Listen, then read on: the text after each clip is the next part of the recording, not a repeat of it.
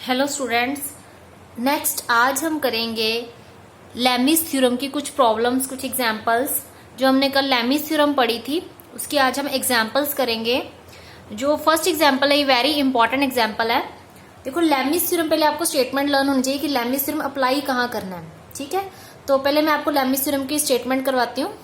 Statement है Lami's theorem, if three non collinear forces acting at a point are in equilibrium. अगर हम three non collinear forces की बात करते हैं, जैसे पी क्यू एंड आर, ये थ्री नॉन कोलिनियर फोर्सेज है जो किस पॉइंट पे एक्ट हो रही है, इस पॉइंट ओ पॉइंट पे एक्ट हो रही है, वो इक्विलिब्रियम है। इक्विलिब्रियम का मतलब इस तरफ जितनी फोर्स लग रही है उतनी इधर लग रही है, उतनी इधर लग रही है, यानी तीनों इक्वल फोर्सेज लग रही है, that is equilibrium. Then each is proportional to sine of the angle between other two. Then जो ईच फोर्स है यानी पी फोर्स है वो साइन एंगल किसके प्रोपोर्शनल होगी, अदर टू फोर्सेस के बीच वाले एंगल। अगर पी फोर्स की बात कर रहे हैं अपॉन नीचे जो एंगल होएगा वो पी क्यू और आर के फोर्स के बीच वाला एंगल होएगा। अगर क्यू फोर्स की बात कर रहे हैं तो दूसरा जो साइन नीचे एंगल होगा वो आर और पी के बीच वाला एंगल होगा। सिमिलरली अगर आर की बात कर रहे हैं तो पी और क्यू के बीच वाला एंगल होगा। तो ये लैमीज थ्योरम की स्टेटमेंट थी। ये लैमीज थ्योरम अप्लाई कब करना है, जब कहा हो कि three forces are in equilibrium, then Lami's theorem apply करेंगे। First example, a weight W is spotted by two strings at right angle to one another.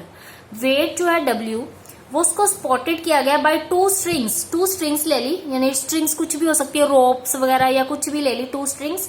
जैसे कि एक OA स्ट्रिंग ले ली, दूसरी स्ट्रिंग कैसी ले ली, कौन सी ले ली, OB, और उस पे वेट कौन सा है, W वेट स्पॉट किया हुआ है। कोई वेट है जो नीचे की तरफ है, वेट W वो स्पॉट किया हुआ है at two strings at right angles. जो टू स्ट्रिंग्स है T1 जो कि OA और OB जो टू स्ट्रिंग्स है उसके बीच का एंगल जो है राइट एंगल्स है, यानी बीच के एंगल जो है 90 डिग्री है, π/2 है। And attach to a points in same horizontal line.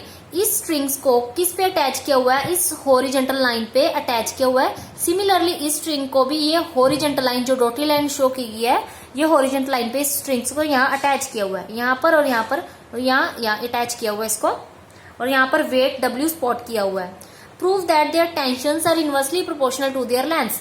Tensions क्या होती है, फोर्स ही होती है वो भी। जो T1 टेंशन है वो OA की तरफ लग रही है, ये T2 टेंशन जो है OB की तरफ एक लग रही है। जहां रोप पे अगर हम बात करते हैं, कोई स्ट्रिंग की बात करें, उस पे जो है फोर्स जो होती है वो टेंशन होती है। तो OA की तरफ T1 और OB की तरफ क्या है, T2, ये टू टेंशंस है। These are inversely proportional to their lengths. हमने प्रूव करना है कि जो ये टेंशंस है T1 T2 ये किसके इनवर्सली प्रोपोर्शनल है। इनवर्सली का मतलब होता है रेसिप्रोकल।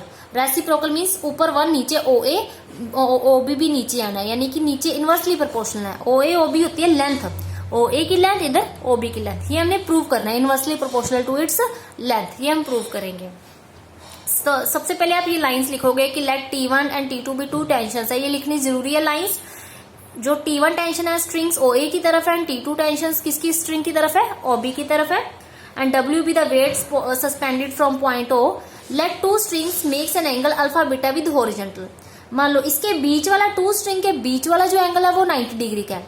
लेट कर लिया कि जो OA स्ट्रिंग्स है उसका हॉरिजॉन्टल लाइंस के साथ जो एंगल अल्फा बन रहा है, OB स्ट्रिंग्स का हॉरिजॉन्टल लाइन के साथ एंगल बीटा बन रहा है। अब ये अल्फा है तो यहाँ पर देखो ये जेड बन रहा है। यहाँ जब भी जेड बने वो अल्टरनेट एंगल होते हैं। ये जेड बन रहा है ना ऐसे, ये जेड बन रहा है। अगर ये अल्फा है तो ये भी अल्फा होता है। जब ये जेड बनता हो ये और ये एंगल सेम होते हैं, तो इसमें भी यहाँ जेड बन रहा है तो ये वाला एंगल सेम होगा। अगर ये बीटा तो ये भी क्या होगा, बीटा। और इसमें अगर ये वाला जेड बन रहा है, अगर पुट्ठा तो ये वाला ये आएगा। ठीक है, तो इसमें ये ऑपोजिट जेड बन रहा है तो ये एंगल सेम होगा। अब since T1 T2 W acting at in equilibrium, हमें पता है कि अब T1 और T2 और W तीनों इक्विलिब्रियम में एक्ट लाई कर रहे हैं। और लैमीज थ्योरम में भी यही था कि थ्री फोर्सेस इक्विलिब्रियम लाई कर रही हो देन लैमीज थ्योरम अप्लाई होगी। ठीक है, तो यहाँ थ्री इक्विलिब्रियम एक्ट कर रही है, देन बाय लैमीज थ्योरम। लैमीज थ्योरम क्या होती है, जो आपने प्रूव किया लैमीज थ्योरम का वो एक बार आप जरूर देख लेना उस थ्योरम को अच्छे से कि इसका प्रूफ क्या था। तो इसका जो रिजल्ट आया था एंड पे, कैसे करना था कि जो हमारी T1 टेंशन है, मान लो अगर हम T1 टेंशन की बात करते हैं, जिस फोर्स की बात कर रहे हैं तो उसके साथ जो एंगल होगा अदर टू फोर्सेस के बीच वाला होगा। जैसे अगर T1 टेंशन की बात कर रहे हैं तो नीचे जो एंगल होगा वो T2 और W के बीच वाले जो एंगल्स बन रहे हैं, जैसे T2 और W, इसके एंगल्स कौन कौन से बन रहे हैं, वो भी T1 के साथ। जैसे ये T2 है, T2 का जो एंगल है वो है T1 के साथ π/2 बन रहा है, और जो W है उसका साथ में बीटा बन रहा है। तो टोटल एंगल ये कितना हो गया, जो इन दोनों के बीच में भी आएगा, टोटल एंगल ये कितना हो गया, π/2 प्लस बीटा। यानी कि जो T1 की बात कर रहे हैं, हॉरिजॉन्टल के साथ देखना है, अगर T1 की बात कर रहे हैं तो उसके ये 2 ऑपोजिट एंगल लेने हैं, जो साइन के साथ लगेंगे वो कौन से होंगे, π/2 प्लस बीटा। ठीक है, ये W और T2 के बीच वाले जो एंगल, एक ये बीटा और ये π/2, टोटल कितना हो गया यहाँ तक, π/2 प्लस बीटा। अगर हम T2 की बात कर रहे हैं तो इस लाइन के अकॉर्डिंग साइन के साथ जो एंगल लगेगा, अदर टू फोर्सेस कौन सी होगी, T1 और W, इसके बीच जो एंगल है, एक तो अल्फा बन रहा है, एक π/2 बन रहा है, टोटल यहाँ तक कितना हो गया, π/2 प्लस अल्फा हो गया। ये एंगल्स लेने हैं। अगर T2 की बात करें तो π/2 प्लस अल्फा साइन के साथ लगेगा। अब देखो sine 90 plus theta cos theta होता है, बिकॉज 90 डिग्री का एंगल है, साइन किस में चेंज हो जाएगा, कॉस में। Sine 90 plus theta cos theta, यहाँ पर भी sine 90 plus theta cos theta, यानी यहाँ बीटा आ जाएगा, यहाँ अल्फा आ जाएगा। अब हमें ये रिजल्ट यूज करना है कि alpha plus beta is equal to π/2 होता है। कैसे, ये एक स्ट्रेट लाइन है, हॉरिजॉन्टल लाइन है, ये जो पूरा एंगल होता है ये 180 डिग्री का होता है, पूरा कितना होता है, 180 डिग्री का। अब इतना तो π/2 है, 90 ये रह गया, बाकी 90 रह जाएगा, इन दोनों का जो सम है वो भी 90 होगा, तभी 180 बनेगा, यानी अल्फा प्लस बीटा भी कितना होगा, 90 डिग्री होगा। ठीक है, यानी ये 90 है प्लस ये 90 है, टोटल कितना हो गया, टोटल 180 हो जाएगा। तो alpha plus beta is equal to 90 degree, ये 90 है टोटल, और ये भी 90, 180 हो गया। तो इसका मतलब अल्फा और प्लस बीटा कितना होगा, 90 डिग्री होगा। तो यहां से हम देखो बीटा की वैल्यू निकाल लेंगे। बीटा की वैल्यू कितनी आ गई, π/2 माइनस अल्फा। बीटा की वैल्यू कितनी आ गई, π/2 माइनस अल्फा, यहाँ पुट करेंगे बीटा की जगह π/2 माइनस अल्फा, और अल्फा की वैल्यू कितनी आ गई, π/2 minus beta. Cos 90 minus theta sine theta, 90 degree का एंगल हो, कॉस किस में चेंज हो जाता है, साइन में, and cos 90 minus beta sine beta. ये हमारी इक्वेशन आ गई, फर्स्ट इक्वेशन आ गई ये वाली। अब यहाँ पर हम इस ट्रायंगल में OAB, इस ट्रायंगल में साइन फॉर्मूला अप्लाई करेंगे, OAB। ठीक है, तो साइन फॉर्मूला कैसे अप्लाई करेंगे, मान लो अगर ये स्ट्रिंग की बात कर रहे हैं तो पहले OA साइड की बात करेंगे, जिस साइड की बात करें उसके ऑपोजिट एंगल लेते हैं, वो साइन फॉर्मूला होता है। OA की बात करें तो उसके ऑपोजिट जो एंगल है, मान लो ये OA है, इसका एंगल अल्फा बन रहा है, तो उसके ऑपोजिट बीटा बन रहा है, एंगल अल्फा के ऑपोजिट। तो अगर OA की बात करें, ये एंगल अल्फा बन रहा है, तो उसके ऑपोजिट साइन के साथ बीटा लगेगा, तो OA अपॉन साइन बीटा और OB अपॉन साइन अल्फा। अगर OB साइड की बात कर रहे हैं तो एंगल कौन सा लेंगे, अल्फा। अगर OA साइड की बात करें तो एंगल कौन सा लेंगे, बीटा। तो ये साइन फॉर्मूला है, OA upon sine beta, OB upon sine alpha. ये हमारी सेकंड इक्वेशन आ गई। ये फर्स्ट इक्वेशन, ये सेकंड इक्वेशन, इसको कंपेयर करते हैं। ये देखो, ये T1 अपॉन साइन अल्फा है, ये OB अपॉन साइन अल्फा, ये दोनों सेम है, मतलब ये साइन अल्फा सेम है इसमें। तो अगर ये सेम है तो इसको हम डिवाइड करेंगे, साइन अल्फा, ये कह सकते हैं कि अगर हम कंपेयर करेंगे, ये तो साइन अल्फा कट हो जाएगा, क्या बचेगा, T1 upon OB is equal to, इन दोनों में साइन बीटा कट हो जाएगा, क्या बचेगा, T2 अपॉन OA, ये बचेगा। From first and second compare करेंगे, ये आएगा। अब देखो ये स्टेप कैसे आया, ये जो OA T2 के नीचे है, जब T1 के नीचे आएगा OA, वो रेसिप्रोकल हो जाएगा। ठीक है, क्योंकि ये OA, या ऐसे करो, अगर आप क्रॉस मल्टीप्लाई करते हो तो क्या आएगा, OA किसके साथ मल्टीप्लाई होगा, T1 के साथ, एंड OB किसके साथ मल्टीप्लाई होगा, T2 के साथ। तो हम इसको लिख सकते हैं T1 अपॉन जो OA मल्टीप्लाई हो रहा है, इसको लिख सकते हैं 1/OA, क्योंकि ये 1/OA ऊपर ही जाएगा, यही स्टेप आएगा। 1/OA जो OA है वो किसके साथ जाएगा, फिर बाद में ऊपर ही जाएगा, तो OA को लिख दिया 1/OA। ऐसे ही जो OB ऊपर मल्टीप्लाई, इसको लिख दिया 1/OB, क्योंकि ये वैसे भी 1/OB जब ऊपर जाएगा तो T2 के साथ ही लगेगा, OB T2 के साथ ये आ जाएगा। ठीक है, तो ये मतलब T1 इसका, यानी कि रेशो अगर बात करें, T1 रेशो T2 कितनी आ गई, 1/OA रेशो 1/OB, यानी रेसिप्रोकल ऑफ इट्स या inversely proportional of its length के इनवर्सली प्रोपोर्शनल आ गई। ये हमने प्रूव करना था, ये इंपॉर्टेंट है, आंसर आगे।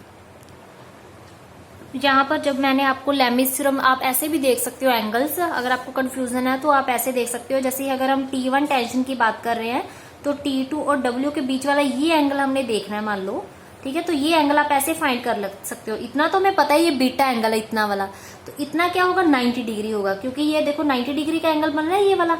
जब भी स्ट्रेट लाइन और ये हो, ये टोटल एंगल क्या होता है 90 डिग्री का। तो ये स्ट्रेट लाइन और ये है तो ये 90 डिग्री है, तो 90 degree plus beta, total angle कितना हो गया 90 डिग्री प्लस बीटा।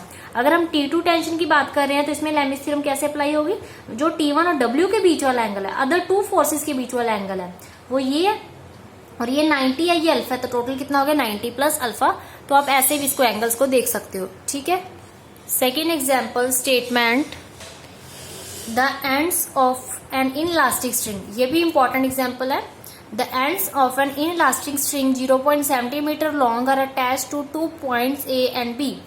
यानी कि जो इनइलास्टिक स्ट्रिंग है, मान लो ये हमने ले ली स्ट्रिंग, इनइलास्टिक स्ट्रिंग, उसके जो एंड पॉइंट्स है, ठीक है, of inelastic string long are attach to 2 points, 2 points में अटैच है, एक पॉइंट ए, दूसरे को किस पे अटैच किया हुआ है बी पॉइंट पे अटैच किया है, 0.13 metre apart in same horizontal line. और ये कितने डिस्टेंस पे है 0.13 मीटर, यानी इन दोनों का जो डिस्टेंस है वो कितना है 0.13 metre. A weight of 4 kg attach to point O of string 0.05 metre from end A. यानी कि हमने वेट मतलब अटैच किया हुआ है, किस पॉइंट पे अटैच किया, ओ पॉइंट पे, ऑफ स्ट्रिंग। वो ओ पॉइंट स्ट्रिंग का है, कहां से लेकर ओ से स्टार्ट होना है, ये मान लो ओ पॉइंट है, वो स्ट्रिंग तक, स्ट्रिंग कहां से स्टार्ट हो रहा है from end A, from end A से लेकर जो ओ पॉइंट की जो स्ट्रिंग है उसका डिस्टेंस कितना दिया हुआ है 0.05 मीटर अपार्ट। ये स्ट्रिंग का जो डिस्टेंस है वो इतना दिया है, और इस ओ पे वेट अटैच है W। क्या वेट अटैच है W वेट अटैच किया हुआ है। Find the tension of each portion of the string. हमने ईच पोर्शन की टेंशन निकाली है, यानी ये मान लो लेट कर ली T1 टेंशन है, और यहां से लेकर यहां तक की जो लेट कर ली टेंशन क्या है T2 टेंशन है। ये इंपॉर्टेंट एग्जांपल है। तो हमने T1 और T2 की वैल्यू फाइंड करनी है। हमें पता है ये एंगल जो होता है ये कौन सा होता है 90 डिग्री का एंगल होता है, मतलब इन दोनों के जो टेंशन के बीच का एंगल होता है वो 90 डिग्री का होता है, π/2 का होता है। यहां से हम एक परपेंडिकुलर ड्रॉ, यहाँ एक लाइन ड्रॉ करेंगे हम। ये टोटल तो 90 डिग्री का है, हमने हाफ एंगल लेट कर लिया, ये थीटा एंगल है, ठीक है, ये हाफ थीटा लेट कर लिया। अगर ये हाफ थीटा है, टोटल 90 है, हाफ थीटा, तो इतना कितना रह जाएगा 90 माइनस थीटा, यानी ये वाला एंगल जो रह जाएगा वो 90 माइनस थीटा रह जाएगा। कैसे, टोटल में से ये वाला एंगल माइनस कर दो, बाकी कितना रह गया 90 माइनस थीटा। टोटल 90 है, उसमें से थीटा माइनस कर दो, बाकी इधर इतना रह जाएगा 90 माइनस थीटा एंगल रह जाएगा। अब हम इसका सोल्यूशन स्टार्ट करते हैं। देखो ये डायग्राम थी जो अभी मैंने करवाई है, बट आपने ये देखो ए बी जो डिस्टेंस मैंने कहा था 0.13 मीटर है, इसको सेंटीमीटर में कन्वर्ट करना है। देखो 0.13 मीटर को जब सेंटीमीटर में कन्वर्ट करोगे तो आप क्या करोगे, ये पॉइंट हटाएगा 100, 1 मीटर में 100 सेंटीमीटर होते हैं, तो आप इसको मीटर को सेंटीमीटर में चेंज करने के लिए 100 से मल्टीप्लाई करोगे, 100 से 100 कट आ जाएगा 13 सेंटीमीटर आ जाएगा। ऐसे 0 पॉइंट जो ओ ए की लेंथ है, ये वाली लेंथ जो ओ से लेकर ए तक है वो 0.05 मीटर है, इसको भी आप सेंटीमीटर में कन्वर्ट करने के लिए 100 से मल्टीप्लाई करोगे, तो 0.05 को जब आप 100 से मल्टीप्लाई करोगे वो सेंटीमीटर में कन्वर्ट हो जाएगा। तो पॉइंट हटाओगे, डिवाइड बाय 100, 100 से 100 कट, यानी 5 सेंटीमीटर इसकी लेंथ आ जाएगी ओ ए की। अब हमें ओ बी की लेंथ नहीं पता, ये हम निकाल सकते हैं। कैसे निकालेंगे, हमें टोटल पता है, देखो ये ए बी है और ये ओ ए है। ए बी की लेंथ कितनी थी 13 और ओ ए की कितनी थी 5, टोटल कितनी होगी 13 प्लस 5, अपने को लगी 13 प्लस 5 कितनी होगी 17 सेंटीमीटर होगी, ये 17 सेंटीमीटर। अब हमने ओबी की लेंथ निकालनी है, कितनी है, देखो टोटल 17 है यहाँ से लेकर यहाँ तक, यानी कि ए बी प्लस ओ ए, इन दोनों को मिला के कितनी है 17। अब टोटल में से 17 में से ये वाला पार्ट माइनस कर दें, बाकी कितनी रह जाएगी वो देखते हैं। 17 टोटल है, उसमें से ये वाली लेंथ स्ट्रिंग की माइनस कर दे, 5 माइनस कर दे, 17 माइनस 5, बाकी कितनी रह जाएगी यार 12।